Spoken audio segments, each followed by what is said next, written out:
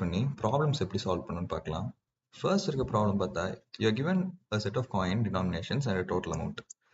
You need to find the minimum number of coins required to make up the amount. The amount cannot be made using the given denominations, return -1. சரி, okay. இப்போ first நான் question நான் explain பண்ணிடுறேன். உங்களுக்கு say for example இந்த மாதிரி 3 pouch இருக்குன்னு வச்சுக்கலாம். ஒவ்வொரு பவுச்லையும் ஃபர்ஸ்ட் பவுச்சில் பார்த்தா நம்மளுக்கு 1 ரூபி காயின்ஸ் இந்த மாதிரி இருக்கு. செகண்ட் பவுச்சில் பார்த்தா 2 ரூபி காயின்ஸ் இருக்கு. அண்ட் தேர்ட் பவுச்சில் பார்த்தா 5 ரூபி காயின்ஸ் இருக்கு.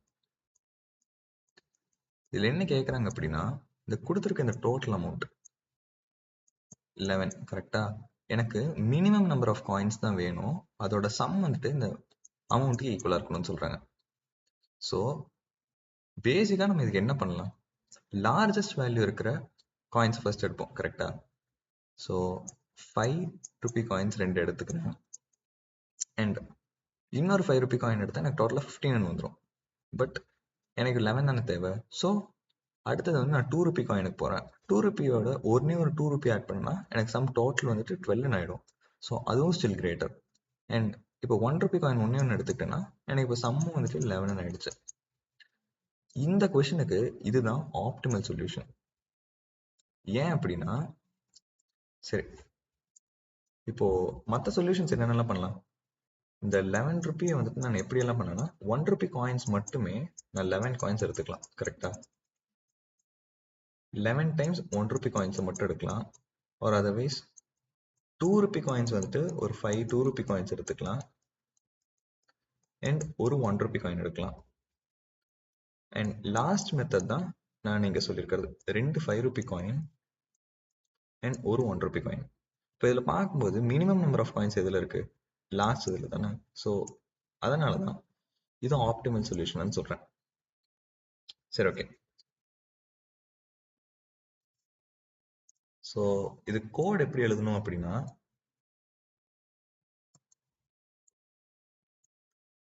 பார்க்கலாம். சரி, ஃபர்ஸ்ட் நான் லாஜிக் என்னன்னு சொல்லிடுறேன். இப்போ உங்களுக்கு தேவையான காயின் வந்துட்டு 11, கரெக்டா? ஸோ இதுக்கு நம்ம என்ன பண்ணலாம்? லார்ஜஸ்ட் வேல்யூ இருக்கிற காயின்ஸ் தான் ஃபர்ஸ்ட் எடுக்கணும். ஃபர்ஸ்ட் பாயிண்ட்னு ஒவ்வொரு இதுலையும் லார்ஜஸ்ட் வேல்யூ ஃபர்ஸ்ட் எடுக்கணும். இதுதான் கிரீடி மெத்தடோட லாஜிக்கு. ஸோ கிரீடி மெத்தடோட பேசிக் ஐடியா என்ன? லோக்கல் சொல்யூஷன் நீங்கள் கண்டுபிடிச்சிங்கன்னா அது குளோபல் ஆப்டிமல் சொல்யூஷனுக்கு லீட் பண்ணுங்கிறது, கரெக்டா? ஸோ இப்போ நான் லோக்கலாக ஒவ்வொரு டைமும் என்னோட பெஸ்ட் சொல்யூஷன் எடுக்கணும். இப்போ என்னோட ஃபர்ஸ்ட் டைமுக்கு பெஸ்ட் சொல்யூஷன் பார்த்தா 5. இப்போ நான் ஃபர்ஸ்ட் 11ல் 5 மைனஸ் பண்ணிட்டேன்னா எனக்கு பேலன்ஸ் பார்த்தா 6 இருக்கும். அண்ட் எகெயின் நான் வந்துட்டு 6ம் வந்துட்டு still it is greater than the largest value 5. So திருப்பி 6 - 5 போடும்போது எனக்கு 1ன்னு வரும். அண்ட் அடுத்த டைம் பார்க்கும்போது தான் இது 5 விட கிரேட்டர்னு சொல்லிட்டு நான் நெக்ஸ்ட் லார்ஜர் வேல்யூக்கு போகிறேன். ஸோ இப்போ 1க்கு பார்க்குறோம், கரெக்டா? 1 it is lesser than 2. So இப்போ அடுத்தது வந்து 1க்கே போகிறோம். ஸோ 1 = 1. ஸோ இப்போ எனக்கு 0ன்னு அவுட்புட் வந்துடும், 1 - 1 போட்டேன். ஸோ எனக்கு சாட்டிஸ்ஃபை ஆகிடுச்சு with minimum number of coins. சரி, இப்போ கோடை எழுதும் போது நம்ம என்ன பண்ணுவோம்னா, கொடுத்துருக்க இந்த லிஸ்ட்டை சார்ட் பண்ணிக்கலாம். ஏன்னா நம்ம எல்லா சிச்சுவேஷன்லையும் சொல்ல முடியாது சார்ட்டட் ஆர்டரில் தான் இருக்கும். இங்கே சார்ட்டட் ஆர்டரில் இருக்கு. பட் இன்கேஸ் சார்ட்டட் ஆர்டர் இல்லை அப்படின்னா ஃபர்ஸ்ட் அதை சார்ட் பண்ணிக்கணும். சார்ட் பண்ணிட்டு தென் we will reverse it. ஓகேவா? ஸோ ரிவர்ஸ் பண்ணிட்டீங்கன்னா உங்களுக்கு எப்படி இருக்கும்? 5 2 1ன்னு இருக்கும். இப்போ நம்ம ஜஸ்ட் இந்த லிஸ்ட்டில் ஐட்ரேட் பண்ணிட்டு வந்தால் மட்டும் போதும். இப்போ ஃபர்ஸ்ட் வந்துட்டு நான் ஒரு ஃபார் லூப் வச்சு இந்த லிஸ்ட்டை ஐட்ரேட் பண்ணுறேன். ஐட்ரேட் பண்ணுறேன் அப்படின்னா எனக்கு ஃபர்ஸ்ட் ஐங்கிறது வந்து எனக்கு கவுண்டர் வேரியபிள்னு வச்சுக்கலாமே. பை வந்துட்டு எனக்கு 5 பாயிண்ட் பண்ணிட்டு இருக்கு. இந்த ஃபார் லூப்புக்குள்ள ஒரு வைல் லூப் இருக்கும். இது எதுக்கு அப்படின்னா, எனக்கு அமௌண்ட்ல இருந்து இந்த ஐ வேல்யூவை நான் மைனஸ் பண்றேன் அப்படின்னா, if it is still greater than or equal to 0, எனக்கு இங்க சம்திங் ஹேப்பன் ஆகும். ஓகேவா? அதாச்சும் ஒன்றும் இல்லை, இங்க பண்றோம்ல 11 - 5 6 - 5ன்ட்டு ஒரே வேல்யூ திருப்பி திருப்பி யூஸ் பண்றோம்ல, அதுக்காக தான் இங்க வைல் லூப். ஓகேவா? So if amount minus I is greater than or equal to 0, எனக்கு இதில் என்ன பண்ணணும்? அமௌண்ட்டை ஜஸ்ட் ஐயால் மைனஸ் பண்ணி விட்டுருணும். ஓகேவா? அண்ட் அடுத்தது நான் இங்கே ஜஸ்ட் ஒரு கவுண்ட்னு சொல்லிட்டு சின்னு சொல்லி ஒரு வேரியபிள் வச்சுருக்கேன். இது ஜஸ்ட் கவுண்ட் பண்ணுது மினிமம் நம்பர் ஆஃப் காயின்ஸ் அப்படின்னு. எனக்கு ஒவ்வொரு டைம் இந்த கண்டிஷன் சாட்டிஸ்ஃபை ஆகும்போதும் எனக்கு கவுண்ட்டை இன்க்ரிமெண்ட் பண்ணி ஆகணும். ஸோ எஸ், பேசிக்காக அவ்வளோதான் லாஜிக்கு. ஸோ greedy மெத்தட் என்ன பண்ணுது, ஒவ்வொரு டைமும் இருக்கிற லார்ஜஸ்ட் வேல்யூவை எடுத்து அது இந்த கண்டிஷனை சாட்டிஸ்ஃபை பண்ணுது அப்படின்னா கவுண்ட் வேரியபிள் இன்க்ரீஸ் பண்ணி விட்டுறோம், அமௌண்ட்டை டிக்ரீஸ் பண்ணிடுறோம். ஸோ ஒவ்வொரு ஸ்டெப்லையும் நம்ம லோக்கல் சொல்யூஷனை கண்டுபிடிச்சிட்டே வரோம், assuming that it will lead to a global optimized solution. ஓகேவா? ஸோ இப்போ இந்த கோடில் பார்ப்போம். ஸோ இப்போ நான் உங்களுக்கு அங்கே சொன்னதே தான் இங்கே கோடில் எழுதியிருக்கேன். ஃபர்ஸ்ட் வந்து இந்த லிஸ்ட்டு வாங்கி கேட்டாச்சு அண்ட் அகெயின் அதை சார்ட் பண்ணி ரிவர்ஸ் பண்ணது ஏன்னா அதே சேம் வேரியபிளுக்கு அசைன் பண்ணிடுறேன். அண்ட் நம்மளோட டோட்டல் அமௌண்ட் 11 அண்ட் கவுண்ட்னு சொல்லிட்டு ஒரு வேரியபிள் அங்கே சீன்னு சொல்லியிருந்தேன் இல்லையா, அது 0க்கு இனிஷியலைஸ் பண்ணிடுறேன். For I in counts coins, இப்போ காயின்ஸில் என்ன இருக்கு எனக்கு, அப்போ சொன்ன மாதிரி 5, 2, 1ன்னு இருக்கும். இதில் எனக்கு ஐட்ரேட் ஆகிட்டு வரும்போது ஒவ்வொரு டைமும் அமௌண்ட் மைனஸ் அந்த ஐ value it is greater than or equal to 0 எனக்கு அமௌண்ட்டை வந்து மைனஸ் பண்ணிடணும். ஓகேவா? ஸோ எனக்கு எப்போ அது 0 ஆர் அது கீழே போகுதோ அதோட நின்றுணும், நின்றுட்டு அடுத்த வேல்யூ போயிடணும். ஓகேவா? ஸோ அது வரைக்கும் நான் கவுண்ட் வேல்யூ இன்க்ரிமெண்ட் பண்ணிக்கிட்டே வரணும். லாஸ்ட்டில் நான் கவுண்ட்டை பிரிண்ட் பண்ணிடுறேன். ஸோ இப்போ ரன் பண்ணி பார்ப்போம்.